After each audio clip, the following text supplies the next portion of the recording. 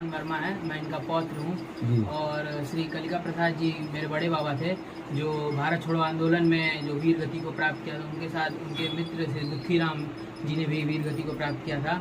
और जब ये भी ऑपरेशन सिंदूर चल रहा था तो मेरे बाबा भी भावुक हो गए और उन्होंने बार बार ये कह रहे थे कि उनको वही समय याद आने लगा जब अंग्रेज़ों के साथ लड़ रहे थे। आज वैसी परिस्थिति नहीं है, अंग्रेज़ नहीं है, लेकिन आज हमारी सेना भारत के दुश्मनों से लड़ रही है, पाकिस्तानियों से लड़ रही है, जो अपने नाकाम मंसूबे को भारत में अंजाम दे रहे हैं। आज वो उनका मंसूबा ये है कि भारत में किस तरह हिंदू मुस्लिम एकता को तोड़ा जाए।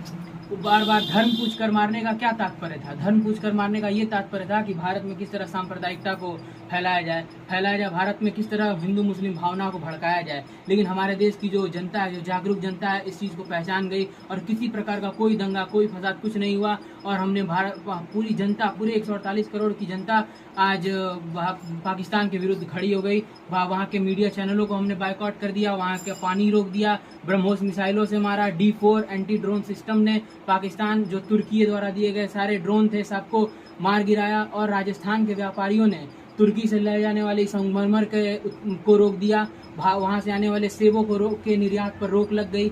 मतलब पूरा भारत एकजुट खड़ा हो गया।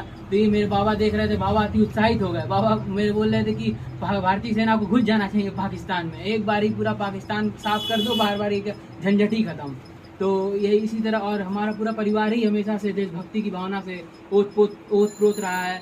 तो और ये सब देशभक्ति की भावना ये सब हमारे खून में है।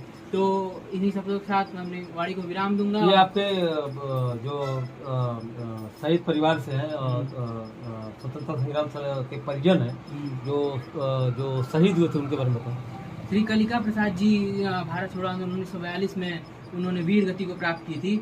और मेरे बाबा बताते हैं कि जब वो 22 वर्ष की उम्र में थे तो मेरे बाबा उसमें 20 साल के थे। तो उनको जेल से छुड़ाने के लिए मुकदमे में उनके मुकदमे लड़ने के लिए मेरे बाबा जाया करते थे, उनको जेल से छुड़ाने के लिए जाया करते थे। वो बताते थे कि कैसे वो रणनीति बनाते थे।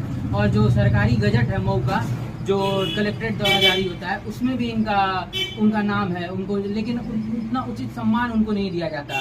और उनके नाम पे कोई NGO नहीं है, न ही सरकार द्वारा उनको प्रोत्साहित किया जाता है। ये सिर्फ ऐसा हो गया है कि जब कुछ ऐसा होता है तो उनको याद किया जाता है, बाकी साधारण दिनों में उनको भूल जाया जाता है। तो ये भी मैं सरकार से ये भी मांग करना चाहूँगा कि उनको उनका उचित सम्मान मिले। उन्होंने भारत की स्वतंत्रता के लिए अपने प्राणों की आहुति दी थी, तो कम से कम उनके नाम पे एक NGO हो, एक ट्रस्ट हो, जिससे गरीबों की सहायता की जाए, ताकि उनका नाम और आगे हो।